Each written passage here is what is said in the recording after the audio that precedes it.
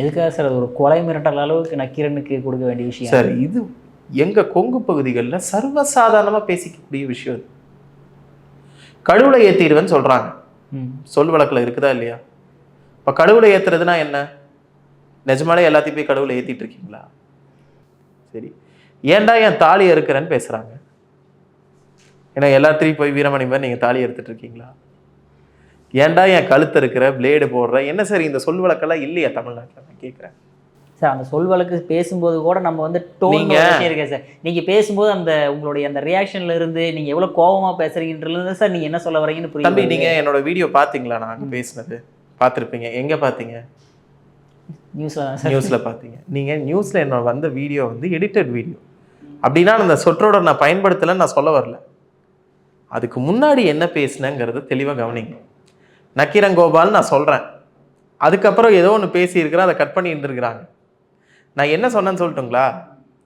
நக்கீரன் கோபால் முதல்ல எந்தெந்த சொற்றொடர்கள் வந்து அந்த காணொலியில் பயன்படுத்திட்டான்னு நான் சொல்லட்டுங்களா? அவர் வந்து பெண் துறவிகளை சனி என்ன சொல்கிறார்? இது உமன் ஹராஸ்மெண்ட்டு கீழே வராதா? சரிங்களா? ஜக்கி வந்து கட்டல் மேலே ஆடுறான் அப்படிங்கிறாரு. இது டிஃபமேஷனில் வராதா?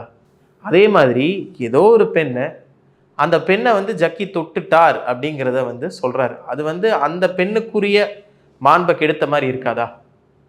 சரிங்களா? அந்த ஆள் வந்து சிஎம்ஐ பற்றி பேசலையா? கவர்னர்களை பற்றி பேசலையா?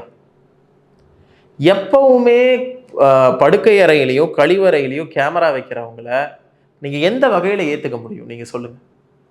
ஓகே, நக்கீரன் கோபால் நாளைக்கு உங்கள் வீட்டு பெண்களை பற்றியும் என்ன வேணாலும் பேசி எழுதிட்டு எந்த ஒரு தண்டனையிலையும் மாட்டாமல் தப்பிக்க முடியும்.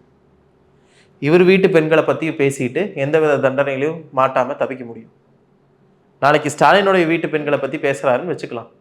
அப்போவும் தண்டனை எதுலேயும் மாட்டாமல் தப்பிக்க முடியும். இது இது இது இது என்ன சட்டம்னு கேட்குறேன். தண்டனை எதுக்கு?